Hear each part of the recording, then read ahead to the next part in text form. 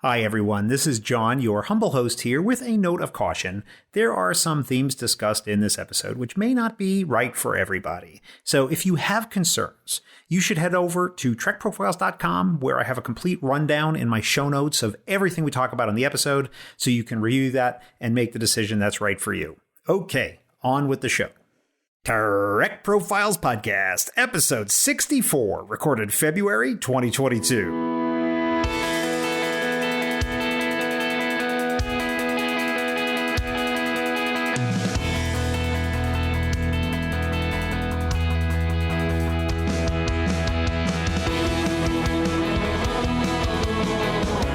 This is the Trek Profiles Podcast, where each episode we talk with a Star Trek fan. We learn about their love of the show, and we try to figure out why we are such fans.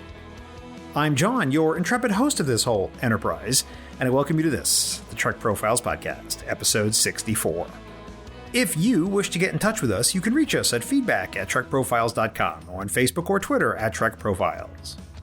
Spoiler warning, this episode was recorded in February 2022, so all previous Trek content up to and including that point is fair game and may be discussed during this episode. You have been warned, Huban. As always, my trusty sidekick and co-host is the fabulously factual, fairly faithful, yet never Falstaffian M5 Multitronic Unit. M5 ready. Show me the news, M5. News posted. This is an independent Star Trek podcast. If you'd like to support us, the best way to do that is to follow us wherever you're getting your audio.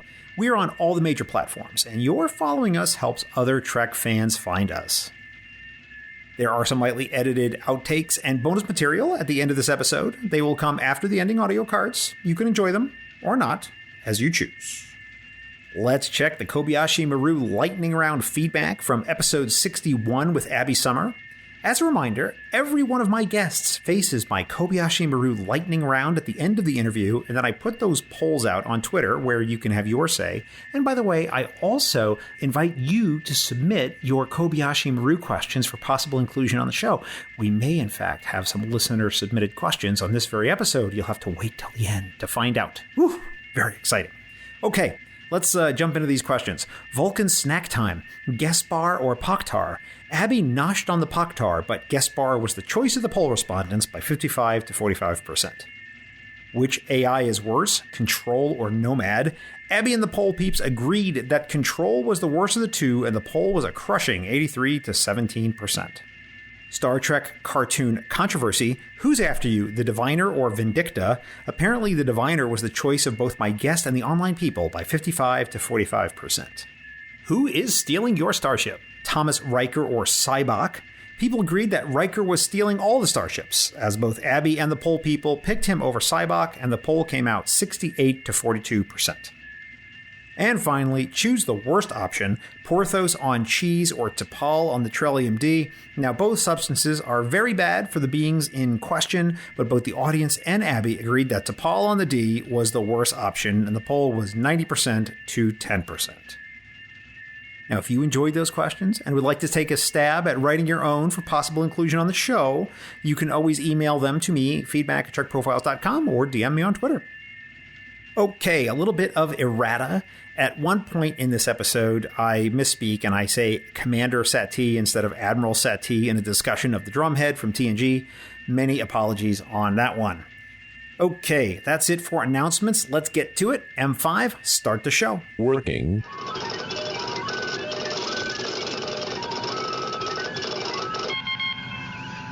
His favorite regular is the one and only J.L. Picard, but for guests, he loves that Kai Wynn. He also loves the Enterprise C the best, and those Vulcans too. He's from Alberta, Canada, in North America, Earth, in Sector 001. It's Daniel Freed. Welcome, Dan, and thanks for being on the podcast. Thanks, John. Glad to be here. Dan, it's right to question one. Are you a Star Trek fan? Absolutely. And I have been doing a series on the show with people who came to Trek later in life, or are you one of the people who's always been a Trekker? I have always been, since I was young enough to watch TOS reruns with my dad in the late 70s. I've drifted closer and farther away from Trek during my life, but it's always been there for me. Oh, okay. And it seems like you've gotten more involved as of late, or do I mischaracterize you? No, that's true. For me, the pandemic was really kind of a turning point in terms of my involvement with Trek community. For most of my life, I've been really into Trek. I've been watching everything as much as I can when it comes out, and going back and rewatching. But it's been a very private thing for me for a long time. And then, during the pandemic, I kind of discovered Trek Twitter. And that, to me, that's been really important as kind of a source of sanity. It's a little weird to think of Twitter as a source of sanity, but on the whole, there's a lot of great Trek fans who embody the values of the show, or at least try hard to. And I've just found a lot of online community. And that's been a real pleasure for me, is interacting with other people who love the same stuff I love. And that's been really wonderful for me the last couple of years. Oh, I think that's great, but I also have to mention that that's very brave of you, because it seems to me that it's very common to say that Trek Twitter is a hell dump and literally the worst thing ever. And if you were to say that, I think people would just agree with you. So that's perhaps might be controversial, but I'd rather like to hear your reaction to that. Sure. Well, I understand that. And I think it can be. There are certainly some fans who are seem to take some pleasure in ruining things for others. But I found that, number one, the block button is my best friend. So that when someone is deliberately harassing others or just generally being unkind, blocking them solves that issue. And using that block button frequently has turned it into a very pleasant and positive space for me. And so the people who I see posting regularly are generally the people I would like to talk to. Kind, not stirring things up, just sharing what they love. And yes, maybe sometimes having debates, but not being mean about it. So on the whole, I think it can be a positive experience if you try to be kind to others and demand kindness in return, and just block anyone who won't observe that. So did you create a Twitter account specifically for engaging with the Trek community? Or were you a pre-existing user? I was a pre-existing user before. I was kind of lurking on a lot of politics kind of issues, and that was making me very unhappy. But in a lot of those politics discussions, sometimes I would follow what George Takei says, since he's very active, of course, in politically. And then I started noticing that a lot of the Trekkies who would comment on his posts were fun and smart and nice and engaged. And, that's when I decided, I would rather be in Trek Twitter than political Twitter. And so I created the Trek account a couple of years ago, and then my activity has migrated all pretty much into that account. I think it's safe to say that if you're on political Twitter and you say something like the sky is blue, you'll rapidly be denounced as a reductionist idiot and told that, well, obviously the sky is not blue, it's cerulean. And here's 15 scientific studies that prove that the wavelengths in the sky are not blue. And you're an idiotic person for even suggesting this. And how dare you? How dare you, sir? Yeah. I mean, there's a hit, like that rush that you get from like that outrage and like those battles. But it's so unhealthy. Like I had to realize for myself what's the difference between like scoring a fun hit against someone whose idea you think is dumb, and instead becoming like a healthy presence for yourself, for other people, and migrating over to Trek Twitter was because I kind of intuited that at first, but then also I think over the first few months that I had that account open and learning, I've learned from a lot of other fans, like what does it mean to be kind in an online space? What does it mean to be building other people up rather than tearing them down? And that's it. I mean, it's not all of Trek Twitter, but I think that there is a large core of Trekkies who do behave that way. And it's been really great. And I think that to a large degree, that's attributable to what we could call Federation values, right? I mean, if you're a fan of the idealism of this show, that's built into your fandom, and you have an immediate standard against which to measure your own behavior. And I think that helps pull people back from some of the more destructive behaviors that you see online in other spaces. I'd concur with that. I mean, one of the things I have tried to do just on Trek Profiles is we've never shied away from controversy here on the podcast. Mm-hmm. And in fact, we've addressed some very controversial issues, I think. My listeners can certainly judge that for themselves. But when it comes to Twitter, I've never engaged in any of that. I've always felt that for me, Twitter is just a place to be entertaining and interesting. Yeah. But it's just not a place that recognizes nuance. And I don't feel like you can fully explore any topic in just the format of tweets. It's just not conducive to that.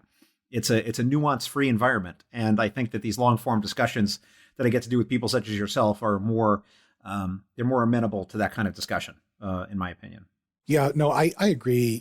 Something like this, like a longer interview is better for just a better medium for a kind of engaged discussion.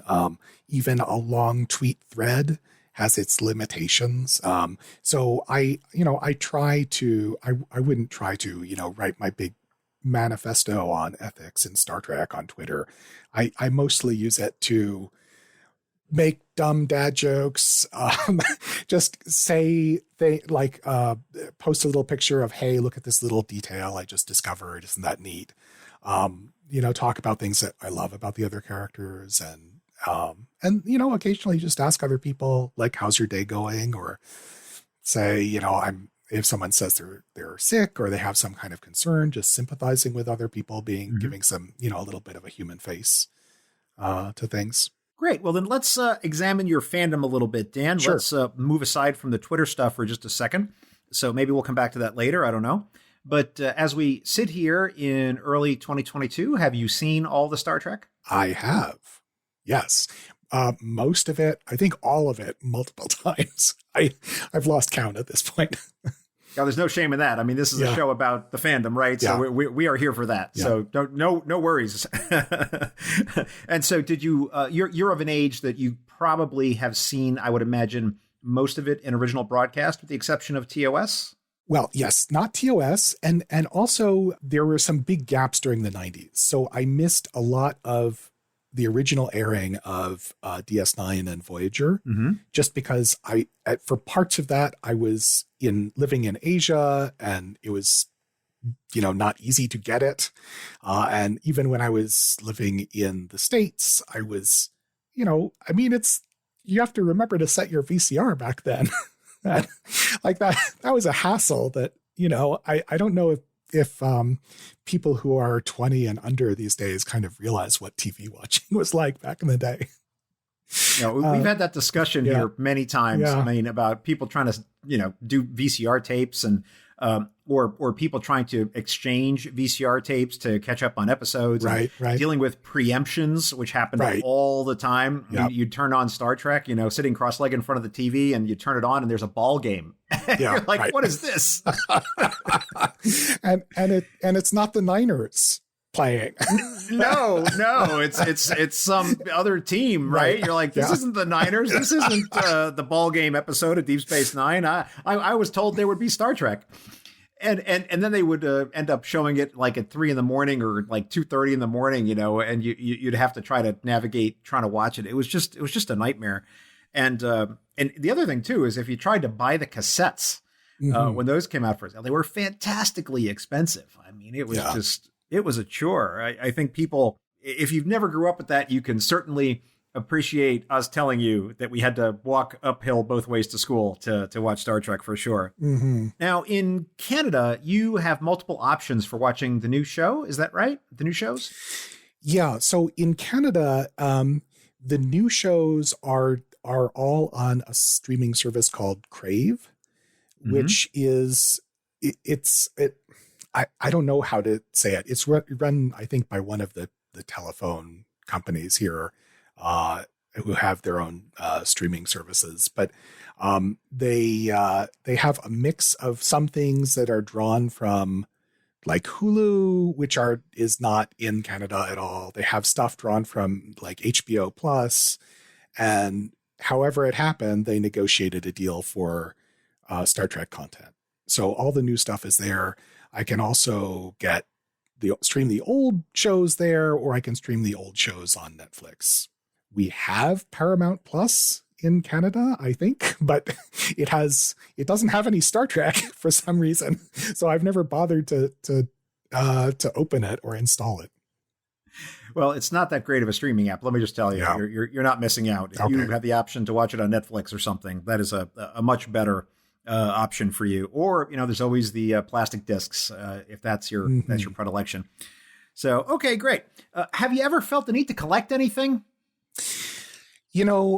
I like the idea of collecting. Usually I don't really collect much. I have a couple of books scattered here and there. I don't think I have any. I mean, I have like a couple of mugs, but that's pretty much it. It kind of helps in the sense it helps me to save my money. True. By the fact that it's hard to just see Star Trek stuff walking around. Like, I mean, if I wanted to go on Amazon, like there's plenty, right? But you have to look for it. Or, if you go to a convention, right, there's plenty there, but it's not like there are some other fandoms, like for instance, everything owned by Disney, there are products everywhere you look, and it's almost impossible to walk into a shopping center or a mall without being confronted by those kind of merchandise products. And Star Trek, I guess if Star Trek was that easy to find in my daily life, I would have made many, many more impulse buys than I have. Right on. So then, do you own any particular item that's special to you? Any particular mug or anything like that is even if you have a very modest collection? Yeah. What would be chief among those, if anything? I think what I'd say is just a mug, keep calm and cling on, which. And it means a lot to me just because we had a family trip that stopped through Vulcan, Alberta. And of course, there's a little Star Trek museum there. And they occasionally have had some events now and then. And we picked that up there. And so that's meaningful to me because my daughter picked it out. And, that was probably the first time that I was able to talk with her a little bit about Star Trek, and she saw me kind of, acting like a fan about a lot of the stuff they had at their little museum there. So since then, she has become a Discovery fan. Okay. So she likes that, and she has also become a big Lower Decks fan. She hasn't watched a lot of the older shows. I'm hoping maybe when she gets older, she'll take a peek at some of them. How about Prodigy? No, not yet. I think she's, right now she's in university. And so she doesn't have a lot of time to watch nowadays. So unfortunately, she hasn't had a chance to look at Prodigy yet.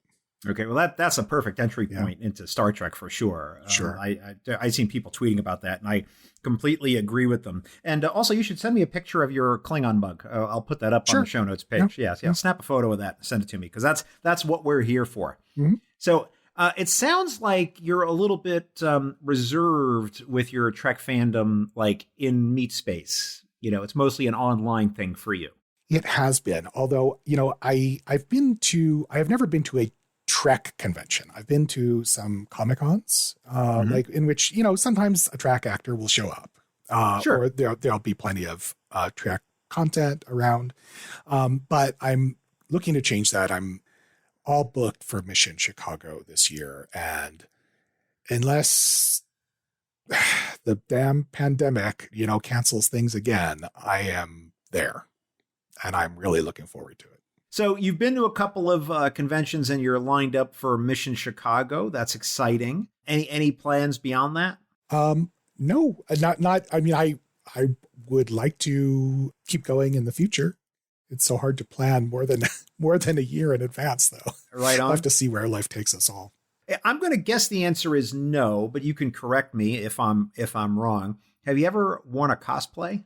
No, I haven't. I like to think about it. Like I think it would be really fun to do, but I'm inexpert. And so I think, to start off, we'll see. I might just wear a pre-made TNG uniform, but start off on a light note. I think that I just admire people who have come up with really beautifully done, inventive cosplay. It's a little bit out of my skill set to do something very complex, but I love it. I might try it out someday. I won't say no to it. Because it seems to me, Dan, that the way that you express your fandom is very much an online first sort of thing. And in your private life, you're very reserved about this stuff. I imagine people might work around you and deal with you on a routine basis and not even know that you were a Star Trek fan, really. Yeah, I think not because I'm embarrassed about Star Trek, but just because in general, I try to keep a fair bit of distance between my private and public lives. So there's a lot about my personal life that I just don't bring into the workplace. I don't talk a lot about my family in the workplace. I don't talk a lot about, other hobbies I have. So that's just me as a person. It isn't really that I'm afraid I'll be outed as a big nerd for being a Trekkie. Like that's not the issue. It's just kind of a characterological thing. It just feels more comfortable for me to keep work as just work, right? And then my private life separate. Yeah. But yet you approached me to be on the show. So very clearly you wanted to put yourself out there as a Trek fan. So reconcile this for me. I feel like I've had a lot of fun getting to know some people online. I feel like, Twitter is one medium though, and it's nice to hear people's voices. And I haven't yet been able to see, there's a lot of people I'm looking forward to meeting in Chicago in person for the first time. I've never been able to meet them. But even apart from that, just hearing people's voices is really fascinating. And it's a great glimpse into their character. Like, just for example, as of our recording, I think the last episode that you posted was with Abby Summer. And, I've had a lot of fun talking with Abby and with her co-host Melanie from First Flight Podcast online, since I'm doing an Enterprise rewatch now. And it's really fun to hear them talking on their podcast. And it was fun to hear her again on your podcast as well. And, I just felt like I wanted to give some of my online friends the opportunity to hear my voice as well. And, learn a little bit more about me as a fan. Oh, I think that's great. And it's interesting because hearing you talk about your fandom and how reserved you are in your personal life, which is fine.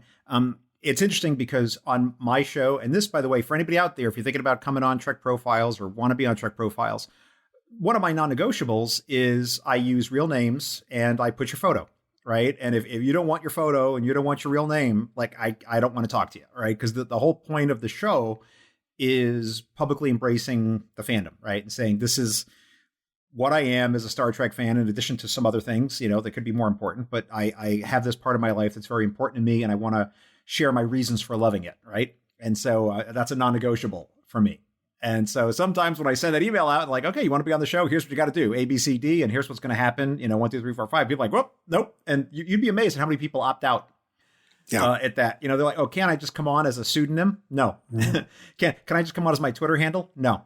That's not how this works, right? This is about human people, not online avatars. So I have very few non-negotiables, but that's certainly up there with it. And I've pretty much held the line with that thus far. So I'm glad you made the leap. Yeah, I'm happy to be here. Okay.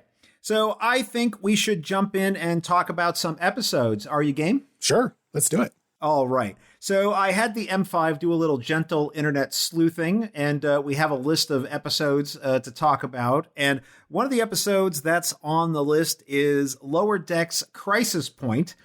This is the one with Vindicta, of course. I don't think anyone needs any more information than that to remember which episode this one is. So I have to know from you, Dan, what's going on here with Crisis Point? What makes this episode good, and why do you love it? You know, in general, I love Lower Decks because it feels almost like a super high budget fan production.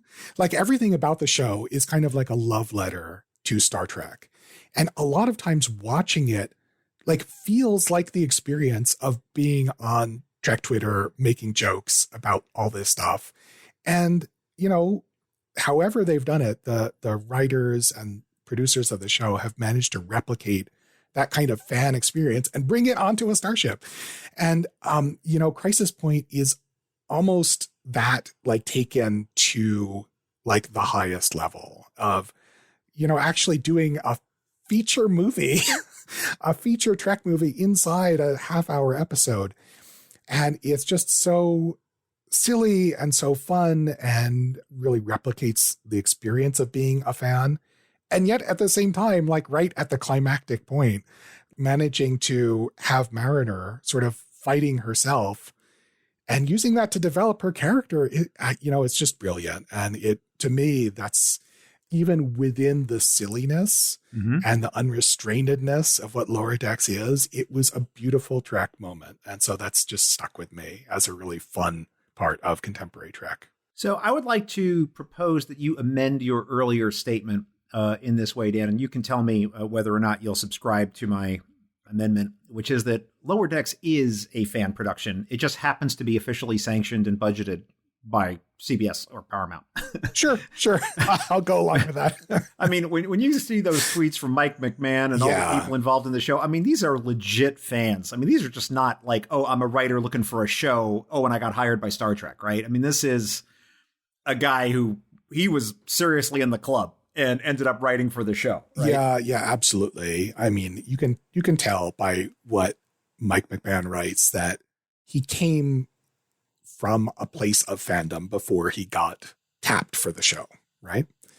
He knows this stuff backwards and forwards, and that really just comes out everywhere from, you know, the way things are written, the little Easter eggs in the dialogue, the Easter eggs in just in the background set design and everything. And it's so much fun. I don't know why there are fans who don't like the show because it feels like it's written specifically for us. There are some. I respect people's choices to like or dislike whatever they want.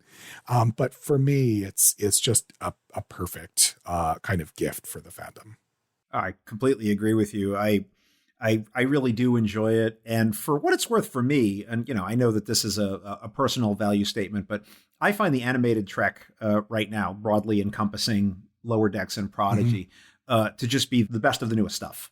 And that's my own personal predilection there. But I think part of what I love so much about it is that they can just do things that you just can't do, even with, you know, unlimited special effects budgets. But because it's all animation based, whether it be Prodigy or Lower Decks, they never let that drive the show. Yeah. It serves, you know, these little stories that they're telling, and it's glorious. It really is. All right. So the M5 is telling me that I'm to ask you about something, but it's quite mysterious. So I'm not sure what this means. So you'll have to enlighten me. What is special about the first time you watched The Wrath of Khan? Okay. So this is my strongest early memory of Star Trek. I had watched reruns of TOS with my dad, and I really loved it. And so he took me to the motion picture when I was very young. And I had no problem with it. You know, I didn't really fully understand it, I bet, but whatever. And so we went again to The Wrath of Khan, and the opening scene with those worms in the ears, I was still a little kid, and it frightened me so badly. It was terrible. And it was you know, I told my dad, I'm too scared for this, Dad. We need to go. And so my dad, I feel bad for him because I know he really wanted to watch it, but he took me out of the theater and we just went home. And you might think that kind of experience would scar me off of Trek, but thankfully it didn't. And now just looking back, it's sort of a fun, silly memory of, even though it was a really negative experience at the time, it was still something that I shared with my dad. And it's in retrospect, it's a good memory of him. And the fact that, he would want to bring me to share something that he loved, and also that he was willing to take me home, when like it was clear it was a little too much for me at my age. So you made it all the way through the Kobayashi Maru scenes, the Enterprise getting blown up, in the simulation, Spock dying and then not dying, all of that. And you go through the Botany Bay stuff and they pull out the worms and you're like, that's it, Dad, I'm out of here. Well, just at the beginning, right? When they're, I mean, the first time, it's going into Chekhov's ear and he's screaming is just, phew, no, sorry. So I bet that's a memory that comes up every time you rewatch the movie. It is. Now it's funny, but it's one of those things where like you have an experience as a kid, and it wasn't seriously traumatic. It was traumatic enough to, give you a few nightmares. And then at the distance of a few decades, it's just funny. It's really interesting when you think about your recollections. If you came to Trek earlier in life, right? You have all these misconceptions and mistakes you can make. I mean, one of the ones that I always point out to people is that as a young kid, when I begged my mom to take me to see Star Trek: The Motion Picture, at the opening of the film, I'm like, who are these guys inside the Klingon ship? Like, who are these guys that stole the Klingon ship? Like, I didn't understand that those were supposed to be Klingons because we knew what Klingons were from TOS. Right. And I was like, I don't know who these other people are and why they stole that ship, right? Yeah. and they're attacking this weird blue cloud, and I literally don't know what's going on. And there's the weird music, and it's just so strange. And it's not until later on in the movie you're like, wait, those are Klingons? What? And this is an experience that like no one would have today, right? No one who came to Star Trek today would have that experience. But that was an experience I had as a kid because we didn't know that there was any other kind of Klingons except what was in TOS. And you see the beginning of Motion Picture and you're like, what's happening? So that scene always is very clear in my mind when I watch the movie of remembering that as a kid and going, Mom, who are these guys? All right, let's talk about some Voyager. Let's talk about Mortal Coil. Yeah. This is the one where Neelix basically comes to terms with mortality. So we've talked about it before on Trek Profiles, and we've had a bunch of different analyses here, but I'm interested in your particular take on why this episode is personally powerful for you. Yeah, John, I'll be honest, there was a time in my life where I was suicidal. That was, I think it's important to be able to speak openly and honestly about depression. And so I'm glad to bring that to the discussion, even though it's a tough topic. And I hope any listeners out there are not going through anything like this right now. There are a lot of representations of suicide in Trek, or at least suicidal ideation. To me, this episode, which has a lot of flaws as an episode, it's very hard to watch as an episode, but it really comes perhaps the closest of any Star Trek episode that can remember of coming close to the experience of what it really feels like to be depressed to that point.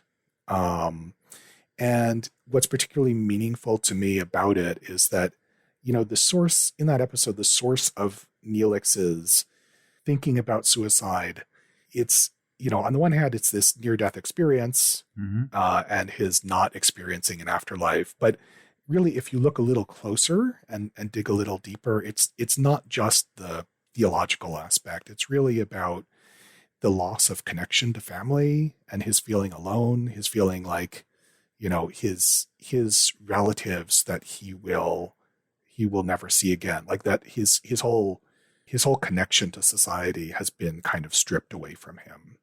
And it's that sort of loneliness and feeling of uselessness that is something that I experienced. And I knew what he was going through. And then what calls him back is a new kind of found family where Naomi Wildman needs him to help put her to bed. And Neelix is that kind of character he's very controversial, but I think one of the good things that I love about him as a character is that he works hard to be in people's lives and to be there for others on the ship. And he needs a reminder at that moment that he is part of a family and that he is loved and needed. And that, getting that sense back for me was also a kind of way to see myself out of the depths of depression. So I think it's just the experience of that. That episode was really something I recognized and I thought was important. When you're doing a Voyager rewatch and you see that episode coming up in the queue, do you dread it or look forward to it, or what's your reaction to it? I think I will watch it only when I'm in the right headspace for it, right? And that could be when maybe I'm feeling good or maybe I'm not, but it's not something that I want to watch when I am just distracted or want it, it's not something to watch just to just chill out and rewatch a fun old Star Trek episode. It's something that, I have to be emotionally prepared for in order to sit down and rewatch that episode. So sometimes I will skip it if it just comes up in the queue, or I might go deliberately to it if it's something I need to see again. All right. Very good. Well, I'm glad that things have turned out well for you. Thank you. Yes. Yeah, for sure. And my question is, how did you climb out of that hole that depression leaves? It's a very dark place. And good on you for getting out of it. To what do you ascribe your being triumphant over it? Yeah, I think there's a lot of things. I had to talk with my family in a serious and sustained way, and sort out some issues with them. I had to seek out a counselor and talk to them for a bit. And I also had to get a prescription for antidepressants, which were a big help. And it's, I still take them. I think, eventually I would like to not have to take them, but, it's something that my doctor and I both want me to be careful with. And so, I think that I don't think anyone should be afraid of taking medicine that they need to be healthy. There are issues with brain chemistry to which pharmacological response is appropriate, right? And that's something, if anyone is out there listening to this, thinking about whether they might need it, I would say talk to a doctor. And my experience with antidepressants has been purely positive. So I think that it's not something people should be afraid of any more than, taking medicine for any other medical problem. Well, thank you for sharing that, Dan. And sure. I think also for anybody who's listening to this, I'll also put some useful and relevant links in the show notes. If you feel you need to get some help or are having dark thoughts or in a place where you want to talk to someone, please check the show notes and I'll put a handy link there to hopefully point you in the right direction. All right, let's talk about a different episode. Let's talk about The Expanse from Enterprise. This is, if memory serves, the season 2 finale. Certainly an episode that doesn't end on a big happy note. Certainly launches into the season 3 arc of figuring out what in the world is going on with the Xindi and the Xindi weapon. What's going on here with this particular episode, Dan? Why is it special to you? I think that this one was, as an episode, it's one of those episodes that's cooler than it is good, right? If that makes sense. You got to say more about that. There's some episodes that are like high concept, lots of, sci-fi stuff going on. Maybe the writing is a little bit of a mess. Maybe the acting isn't perfectly, as you would have liked to have seen it. I recently rewatched this. I'm doing an Enterprise rewatch now, and the flaws struck me heavily.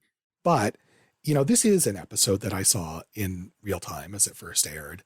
And, it was just kind of like a moment where, I kind of took my breath away, and it's like Star Trek has gone there. Because of course, those of you who watched it in real time know this is the 9/11 episode. And I don't know, honestly, if people who are 20 years old or young, like, I don't know if people that young understand what 9/11 was like for those of us who were adults at the time.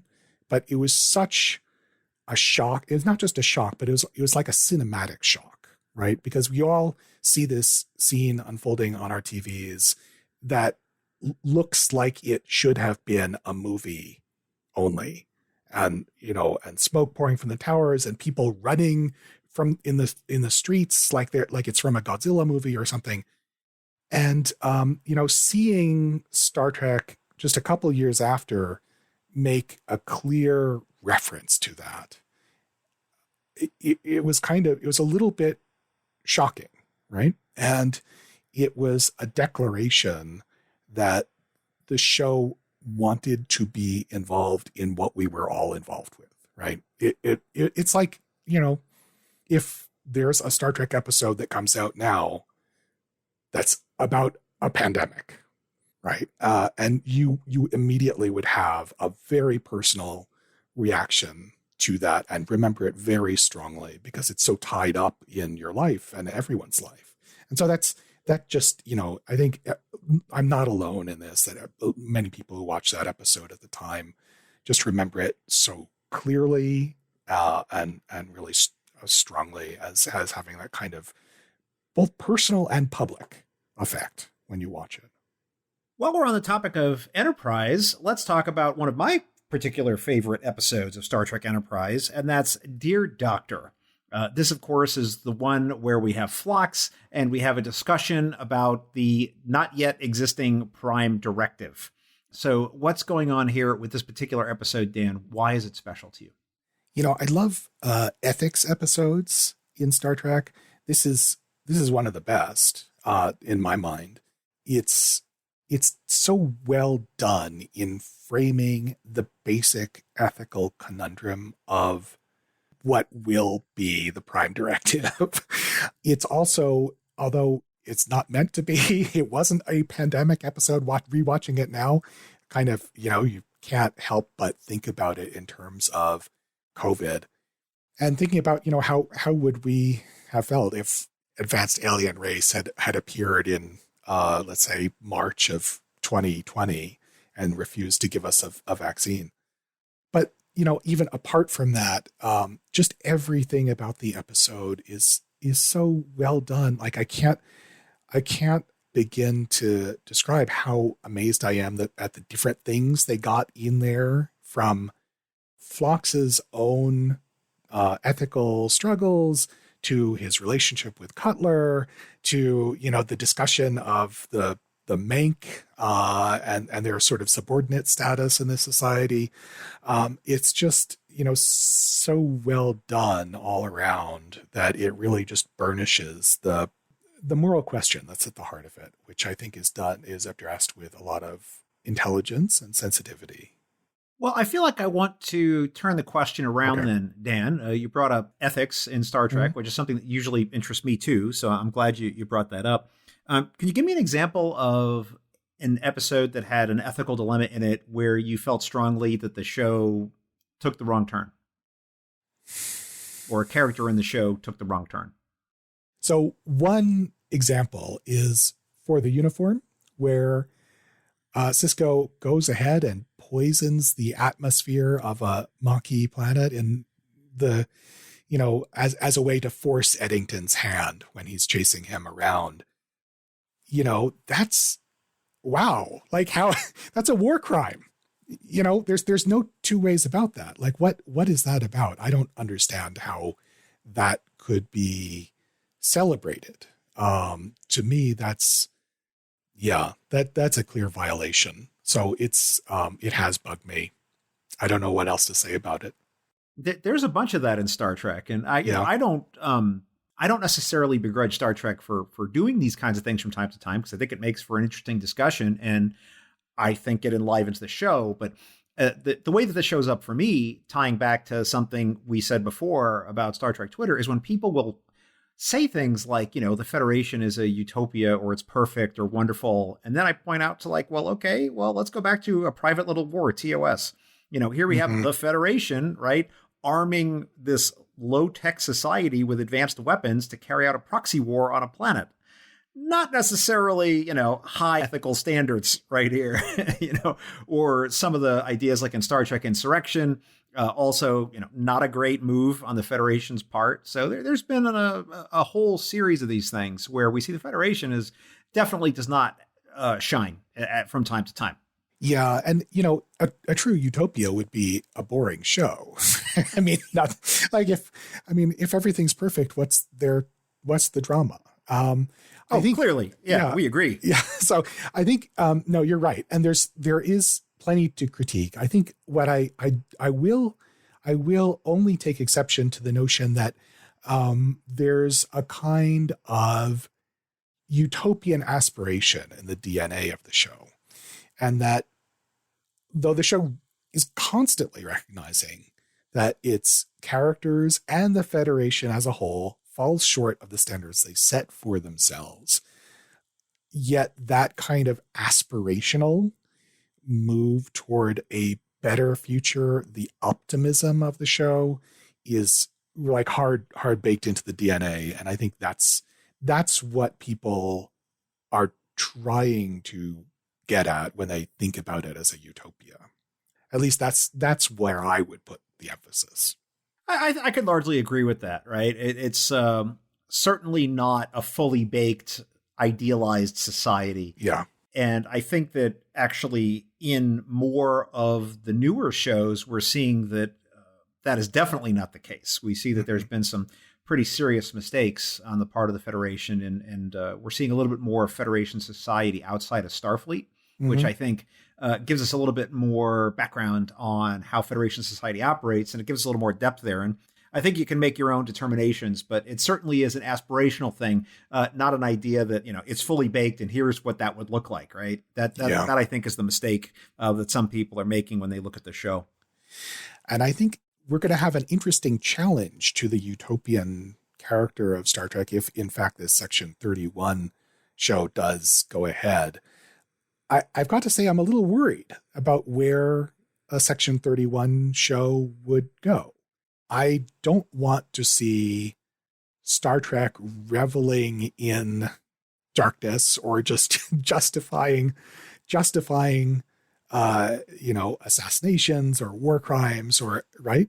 I think it could be a great show, but I'm kind of keeping my I'm going to reserve judgment until I see what they come up with. It's a tall order to say, the Federation is so great and Starfleet's so wonderful, and we're going to employ the Mirror Universe Empress as an agent. And goodness gracious, I don't know. I don't know how I'm going to get my brain wrapped around that. But the one thing I am looking forward to, I think, just to see the reaction, is some like Section 31 loyalist at some point making a full-throated defense of the organization.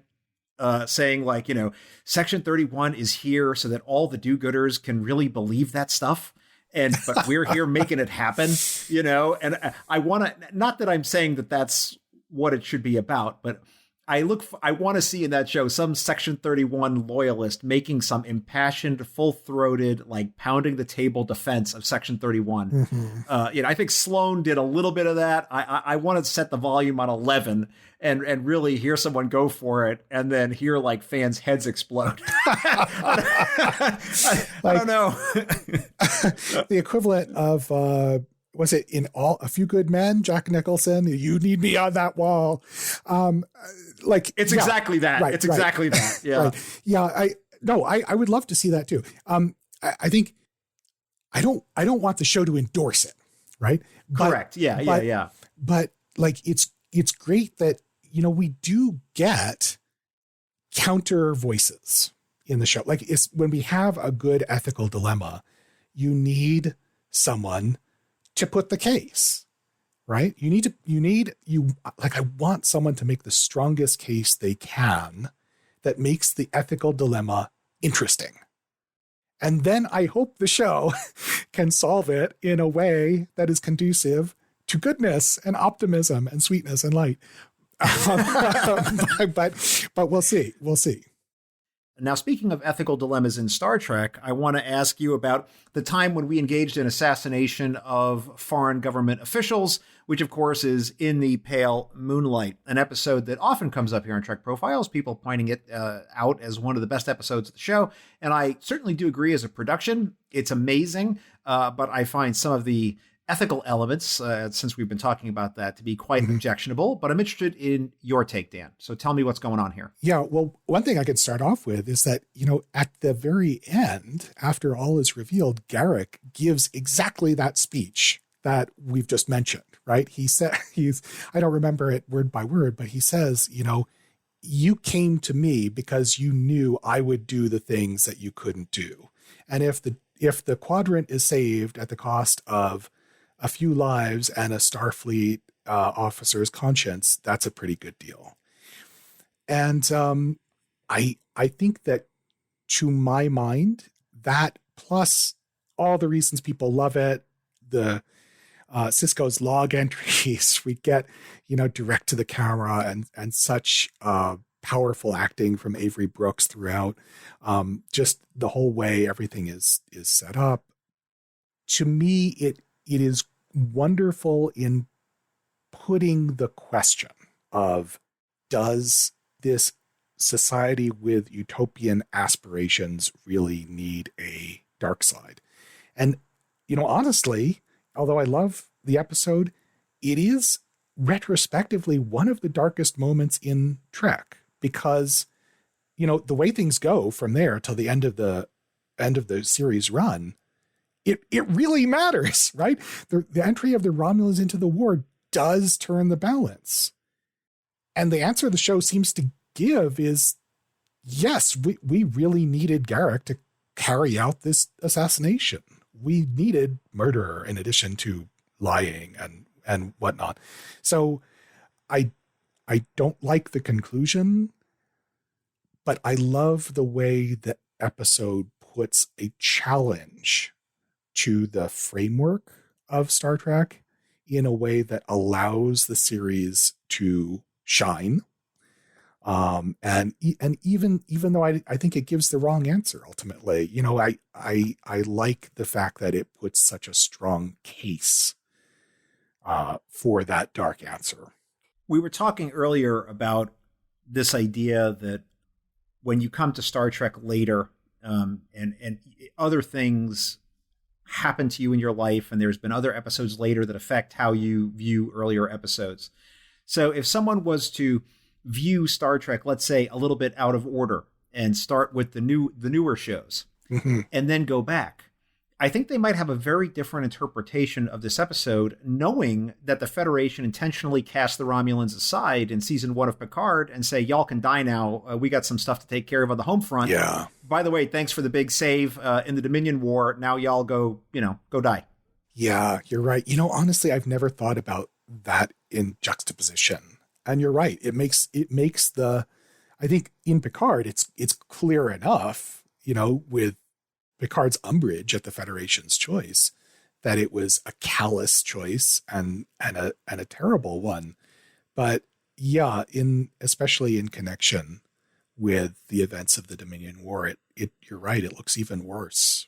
And I think that's a great challenge to the kind of idealism of the show and the idealism of the Federation. And it's a good challenge in a way that matters for real life politics.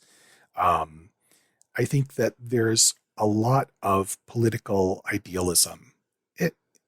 In whatever country people are a citizen of, countries have their own ideals about the way they should be run, the way their governance should happen, the way they think it has happened in history, and being able to measure ideals against historical failures is really important. And it's a way to better realize the ideal is by recognizing the failures of to reach there, and sometimes spectacular failures. And so I think that's an aspect of Star Trek that is really helpful for thinking about, our present moment, where there's plenty of dark forces afoot in the world. And how do we fight for what is good and what is just and kind? So I've been thinking about this for 30 or 40 seconds, which means I have a fully formed thought that I've analyzed backwards and forwards and is completely bulletproof. And I'm going to put this forward as a provocation for you, Dan, to respond to. So, and it really is a provocation. I'm not sure how I feel about it, but do you think that the introduction of a character like Commander O, who is the Starfleet chief of counterintelligence, working very high up in the organization, somehow rehabilitates the character of Commander Sati from the Drumhead when she's absolutely convinced that there are spies within Starfleet, and it turns out she's right, there were. So it's a paradox and a conflict. So I'm not saying I'm here to rehabilitate Admiral Sati, but I'm willing to say, she kind of does have a point, which was proven later on in the series. So let me just put that out there as a provocation for you to react to. Well, it's quite a provocation. I think, okay, so I am never going to side against Captain Picard when he goes into lawyer mode, because those are some of my favorite episodes of TNG. Yeah, he took on the Shellyak. Yeah. Yeah. And like this is some of my favorite Picard lawyering. And the let me put it this way. All right. I think that even in that moment, Picard would have admitted, sure, there are intelligence issues. Sure, there are Romulan spies. Spying is a real thing, but it's a question of, do you let security concerns trump everything else? And it's clear that the Admiral was letting things turn into a witch hunt.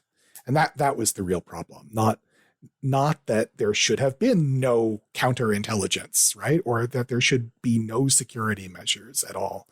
But, having a counterintelligence operation doesn't mean, you should be smart about it, right? Follow leads, but that can be done in an intelligent way while still respecting civil rights, I think. And I think so. I'm still going to side with Picard on that one. All right. Well, let's talk more then about Picard. Let's talk about a pretty big Picard episode, although maybe it isn't a Picard episode. It might be a Locutus episode. TNG's Best of Both Worlds 1 and 2. So what's going on here with this, Dan? Why is this episode or pair of episodes, parts 1 and 2, personally meaningful to you? It's personally meaningful to me, not just because of the quality of the episode, but because of the experience of watching it in real time. I am not the only Trek fan of my age to have this experience, but, as a teenager, watching that as the final cliffhanger, right? And the first cliffhanger in Trek,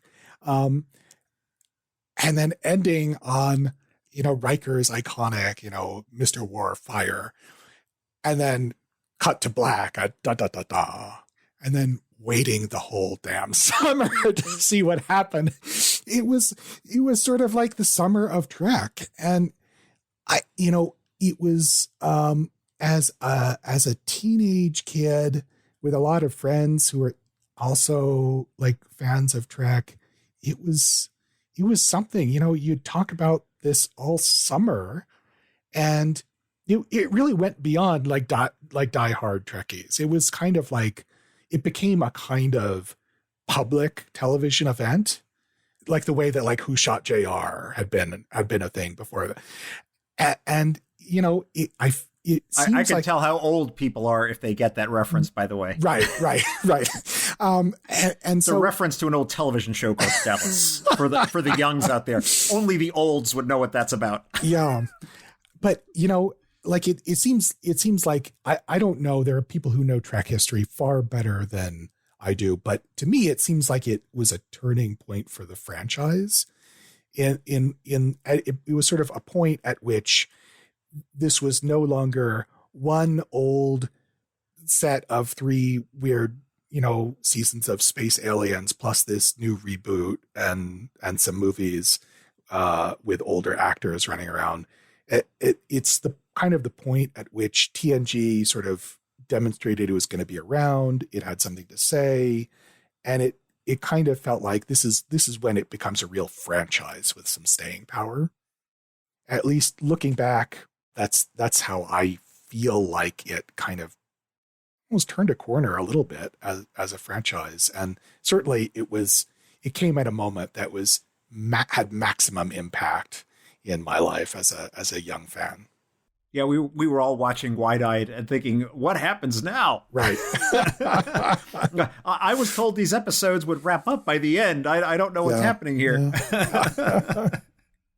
All right. Well, since we're talking about multi-part episodes, let's talk about Discovery, That Hope Is You, Part 1, which, if memory serves, is the Season 3 opener.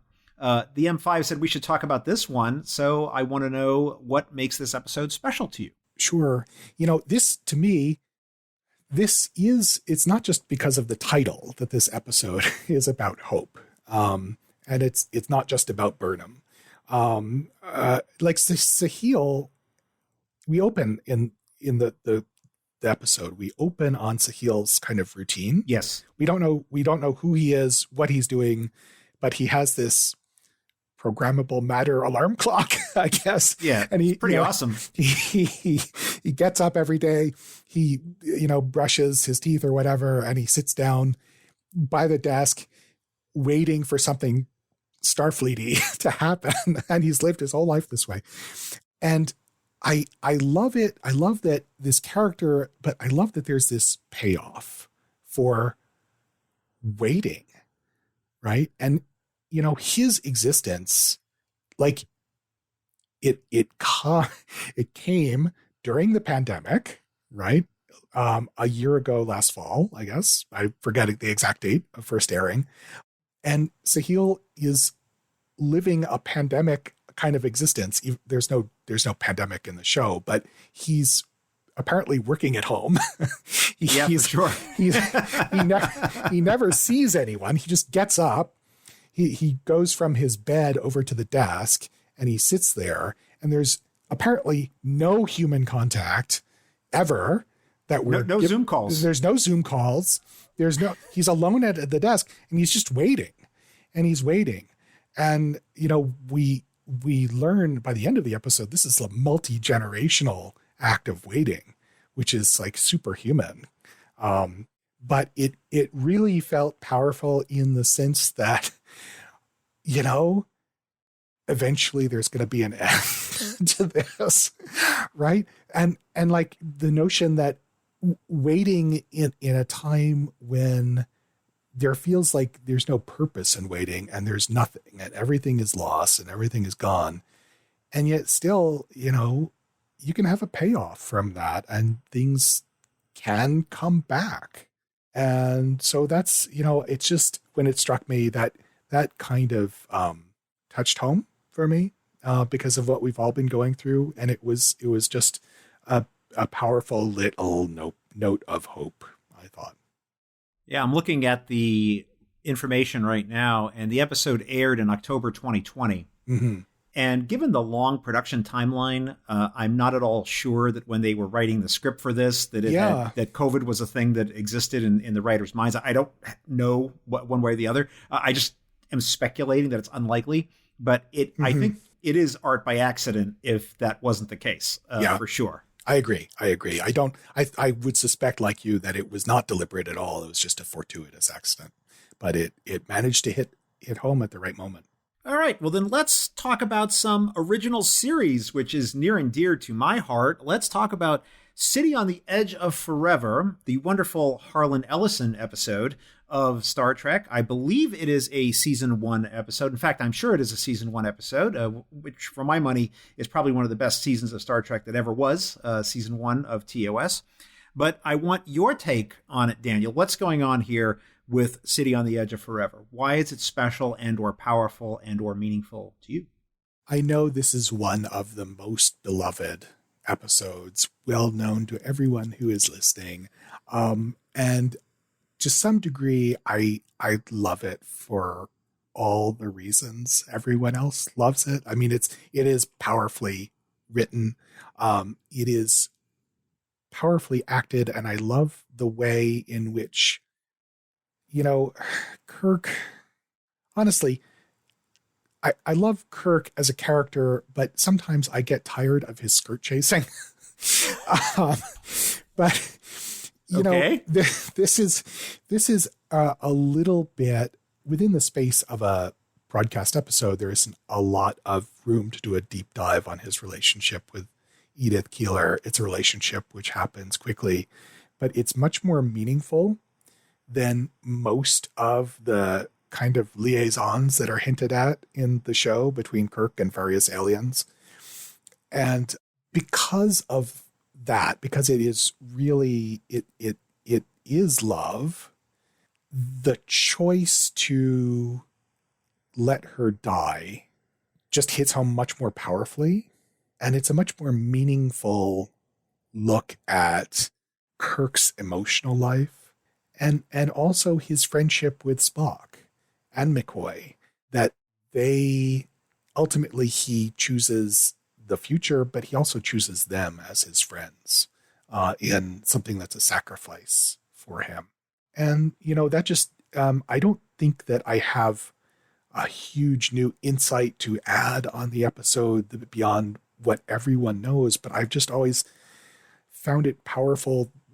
I love time travel episodes, but this is not like cool, some kind of tech heavy. It's great because it presents that kind of choice and makes the stakes so real, not just for the course of humanity, but for Kirk's life as a character.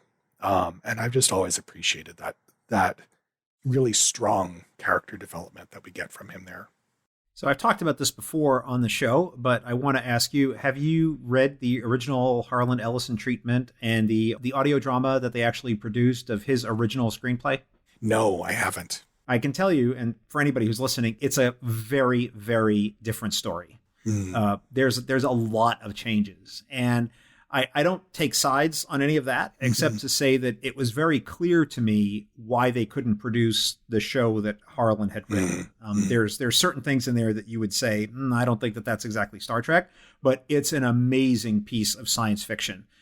So if anyone has an interest, I would encourage you to go seek that out. I actually purchased the audio drama on a USB stick directly from Harlan Ellison, the Harlan Ellison store. Oh. They had a booth at STLV and they were selling that. Of course, the first, there's some special features and things on there. Like the first hour of it is like a recording of Harlan just railing against Gene Roddenberry. But then they have the audio story itself and it's fantastic. So I think it's an interesting piece of Star Trek history for anybody that has an interest in such things to take a look at that and to see kind of how that works and the story there. And I won't spoil it, just to say that it's very, very different from what we eventually got. And the only other thing I'll say on it too is that when Harlan was writing it, it was season 1 and he was writing a lot of this before any of Star Trek had really gone on the air in season 1. So I understand why it was very different because he was sort of writing in the blind compared to what we sitting here in 2022 know about Star Trek. I'm sorry. It looked like you were going to say something and I cut off there. Oh, no, not really. I just, thank you. Like I'd known that Harlan Ellison was very unhappy with it, but I actually never knew that the original version was available on audio. So I'll look for that. I appreciate you mentioning it. Yeah, absolutely. If I can find it, if I can find it available online somewhere, I'll put a link to it in the show notes for people to go purchase. And I give it a very high recommendation just on its own as a piece of science fiction. And if you just put aside the fact that the characters are Kirk and Spock and all of that, and just listen to it, it's amazing. So I would encourage people to do that. All right. Well, Dan, I really have to put the question to you.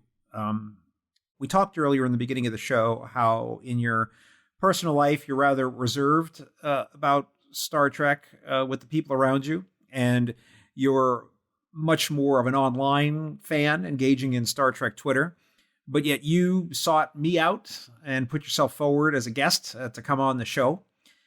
And so you spend a lot of time tweeting about Star Trek and rewatching Star Trek. I've been following with interest your Enterprise rewatch that you're currently doing.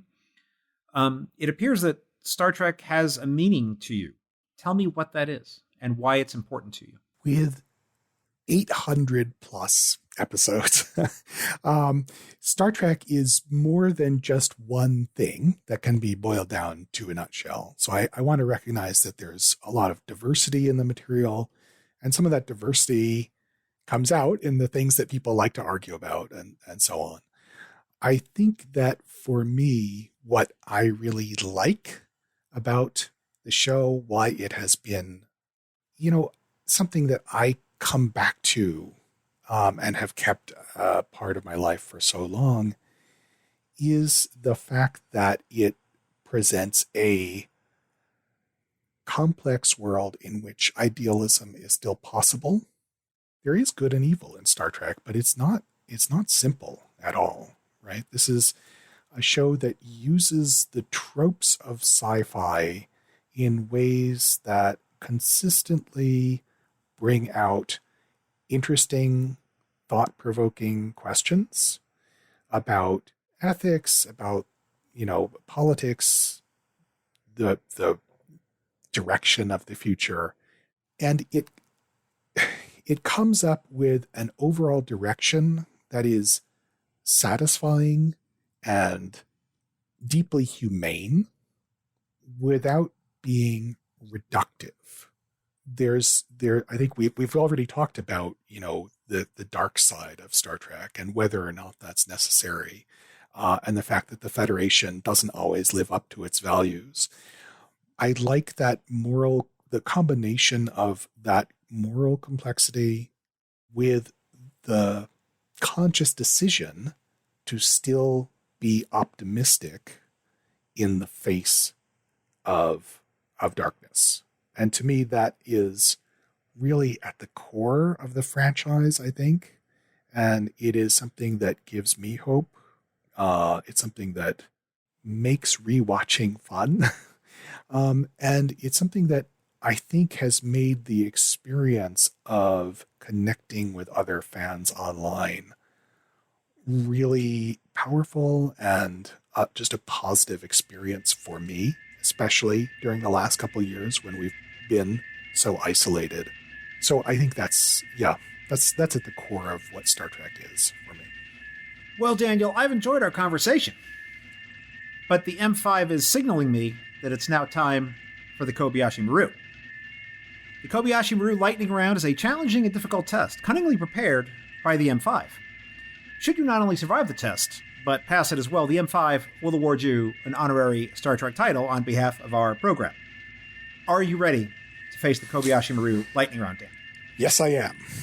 M5, load the Kobayashi Maru simulation and prepare to record Dan's responses. Kobayashi Maru lightning round ready. Time traveling to the 20th century. Do you go to 1986 with the TOS crew or 1996 with the Voyager crew? 1986. I want some of that LDS. You're writing an ode. Do you write an ode to Porthos or an ode to Grudge? I would write the ode to Grudge. I'm a cat person. Choose your quote. There is coffee in that nebula, Were Starfleet officers weird as part of the job, or delete the wife? We're Starfleet officers weird as part of the job. Interspecies exchange program. Will you serve a tour on a Benzite ship or a Barzan ship? I will take the Barzans. And finally, who is your sketchy Federation scientist? Paul Stubbs, Bruce Maddox, or Ruan Tarka? Oh, Maddox. Simulation complete. M5. Please compute the results and tell us if our guest has passed the Kobayashi Maru. Working.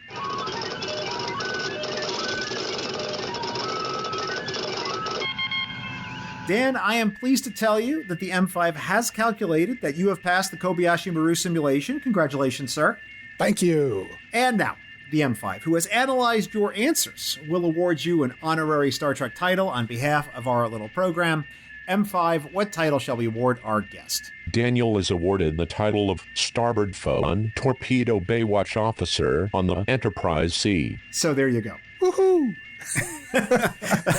Yeah, just so you know, you're not going to have a good end on the Enterprise C, yeah. But it'll be glorious. I'll go out with a bang.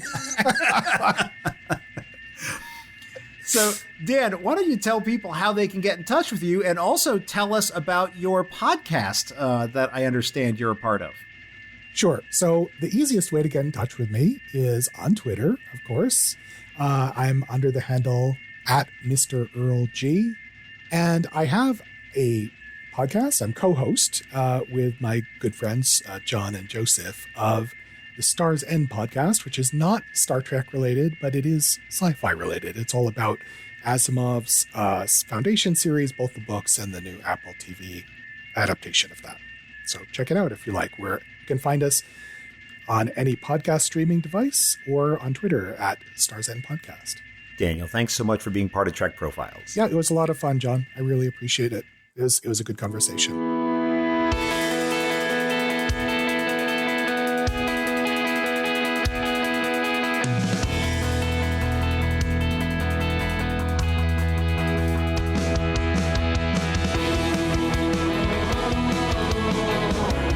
Here ends this installment of the Trek Profiles podcast. And before we offer a Trek quote to close this episode, I'd like to remind you that you may send us your notes of everlasting affection, your missives of massive malice, or casks of your illicit Romulan ale for safekeeping to feedback@trekprofiles.com, on Facebook or Twitter at Trek Profiles. Anything you send me, maybe using the show, or maybe drop-kicked off the Deep Space Nine promenade. Some portions of the Kobayashi Maru lightning round questions in this very episode were written by listeners Ross Webster and Adam Saunders. I thank Ross and Adam for their contributions to the show and for being such great listeners. And also, by the way, both are wonderful follows on Twitter, so I would encourage you to seek them out there. And I encourage each and every one of you listening to this to please send me your ideas for Kobayashi Maru questions. I just love reading your submissions and using them whenever I can. This time, I'll leave you with a quote from Michael Burnham, who in the episode That Hope Is You Part 1 said, quote, "Oh, I have a friend with red hair and you cannot give her any," close quote. Thanks for listening and live long and prosper.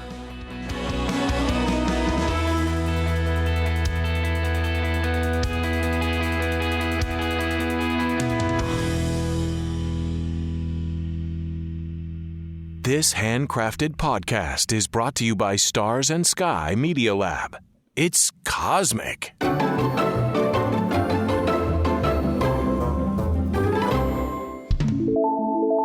All right, groovy. Let's see. Do I have everything I need? Oh yeah, I'm going to need the name of the cat. Tilly. Tilly the cat. All right. And is that an intentional Star Trek reference? Yeah, of course. Yeah, both for her bright orange fur, but also because we got her when she was very young and she was very kind of curious and active, and she just gave off a very Tilly vibe all around. So it seemed like a natural name for her. All right. Perfect. So I have not read Foundation. I regret to inform you. So should I watch the show? I think you should read the books and watch the show, but don't expect them to be the same. Are they even aligned in any way, or is it really just taking the name and just doing their own thing? Or This is something that we've talked about a lot. I'm sure. I'm sure. There is a lot of the real DNA of the books that's in the show. So I think it is, there are some fans who have been alienated and said that it's just taking the name and writing something entirely new. That's really not true. The show knows the books inside and out. It has changed it significantly in many ways because the books are unfilmable as is. That's why no one filmed them for 70 years. It's mostly a lot of people talking in rooms and characters that don't stay the same from one book to the next because it happens over thousands of years. So the show had to make huge changes. I think that it's fair to say that the spirit of the books, or what the books want to get at in the idea of the grant, talking about how history develops, that's there in the show as well. It's interesting that you mentioned this because I think I've been struggling with the same thing in the realm of Dune, because I'm a big fan of those books. And there's been 3 video sort of attempts at filming the Dune book. There was the Lynch film, I think in 84. There was the Sci-Fi Channel miniseries that took place, I think in 2000, 2001, somewhere in that ballpark. And of course, the very recent film with Oscar Isaac and Timothée Chalamet. And each of them has their charms. But I think the closest to what you're describing is, I think, the 84 film, where like you can see the DNA of the book, but they kind of went their own way with a lot of stuff. And there's certain elements that they really glommed onto and made that like front and center, as opposed to what it's all really about is kind of hidden. And in the miniseries on Sci-Fi, which is actually, I think, the most faithful recreation of the book, because they had the time to do it, but it has other problems. That it was a TV budget. Some of the effects are not so great, but it really does, I think, give the closest flavor to what the books are, even though they take some liberties with it. But then the most recent film, the 2021 version, the most recent film, really is a beautiful distillation of what's in the book, but it is a distillation. They cut out a lot of the political scheming, which is a huge part of the book. The Imperium politics stuff. They took a lot of that. I don't know if you're familiar with it or if you want to react to any of that. Yeah, well, I know and love the novel. I have not yet seen the most recent version of the film, just because it wasn't streaming in Canada, and so I didn't want to go out to the theater at the time. But I'm not surprised. It should be something that is hard to adapt, especially in the space of a single movie rather than a season-long TV show. And it's I think it's best when thinking about adaptations, just to keep in mind that things exist in different media for a reason, right? And that there are some things that you just can't do in one medium, right? And so that a translation into a new medium away from the original is going to require changes. And if you are, just keep that in mind and take things as they are, then generally you'll be a lot happier as a fan and be able to appreciate a new product for what it is rather than for what it's not. So it's interesting because I hang out on this Dune forum online, and we're getting an influx of people who have only seen the movie, and they're asking questions like, is this explained in the book, or how does this thing actually work? And it's like, that is actually not what these books are. That is just not. The best way I can describe it to people is that when you're reading the Dune books, you're like looking through a keyhole in another room. And there are certain things you can see very, very clearly. Like, all about like what the emperor's, his concerns are. And you understand like a lot about Fremen society. But then there's things that are sort of like obscured, but like you can sort of see them. Like what are the Bene Gesserit all about? Like there's kind of sort of an answer, kind of, but not really. And you have some idea of the things they can do, but not all of it. And then there's some stuff you have no idea. Like the life of regular people that are not like high end, great house people, you have no idea. Right. Whereas if you go into a show like Game of Thrones, you know a lot about like the, upstairs and downstairs, you know a lot about what's going on both ends of the spectrum. In Dune, you don't know any of that. So he just explains a lot of things away. So like, oh, they have this technology. It's awesome. It's called the Holtzman effect. It does great stuff. Like, well, how does it work? I don't know. Like, there's no explanation of that. Right. Because that's not what his book is about. So it's like this science fiction book, but there's not a lot of like the hard, science-y fiction stuff, where they're like Asimov has a lot of that, like where he's explaining, like a lot of the detail of things and how stuff works. And Peter F. Hamilton, another sci-fi author, a lot of that stuff. There ain't none of that in Dune, man. He just says like, this happens. Okay. And you just move on because this ain't, this ain't that show. Right. And people get disappointed when they read the books, like trying to understand the world building, like at a fundamental level, and it's just not there. So yeah, I don't know if you've had that same experience or not. A little bit. I understand it more than I felt it myself in regard to different adaptations. I think, Star Trek is a little odd that way in that Star Trek is always film first or TV show first. And then novels are, non-canonical or beta canonical. Right. And so there's a lot less that people get upset with if you're doing novels about a series rather than the other way around. I don't know exactly why or how that works, but it's just an interesting difference of Star Trek fandom from some other properties. Yeah, it's always been very interesting to me on the show when people want to come on and talk about some of the novels and we talk about some of the stuff that's in there. And like the private feedback I get is always very interesting when people say, I had no idea like that was what like that there was a novel about that. Like if you want to do something that's really unusual is go check out whichever Star Trek, maybe it's called Control, the Star Trek novel Control. I think that's okay. The one. Alex Perry brought it up on the show. And it's really about the origins of the Federation. Okay. And it's perverse. It's not what you would think. It's not like the ending of Star Trek Enterprise, let's all be around and like, we're going to be the best of the galaxy.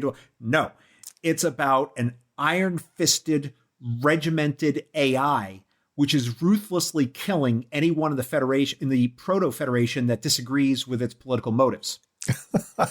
So there's an AI, and if it sees you like, talking into your, future 23rd century social media channel, like, I don't think we should be in this Federation. Like you're going to die. And so that's why there's this like uniformity of opinion about how great the Federation is, because anyone who disagreed was offed by this AI, which ruthlessly maintains control and ideological conformity. And when like you read the book, you're like, what? And I was like, Alex, why did you make me read this, man? It's terrible. It's like awful. And he's like, yeah, David Mack was in a dark place when he wrote that, man. So this was prior to Discovery season 2.